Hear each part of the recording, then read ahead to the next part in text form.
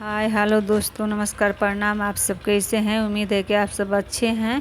आप लोग के साथ एक देवी गीत लेकर आई हूँ। अच्छा लगा तो कमेंट, सब्सक्राइब, शेयर कीजिएगा, ज़्यादा से ज़्यादा सपोर्ट कीजिएगा।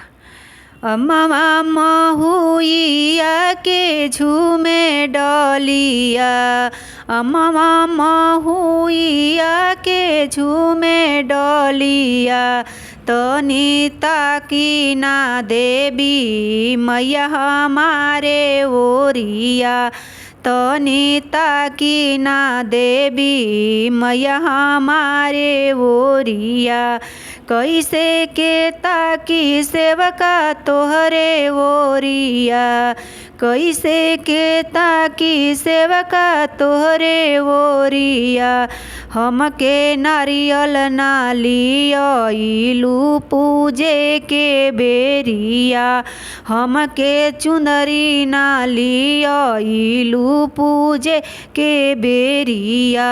अम्मा महुइया के झूमे डलिया, अम्मा महुइया के झूमे डलिया, तनी ताक ना देवी मैया हमारे ओरिया, तनी ताकी ना देवी मैया हमारी ओरिया।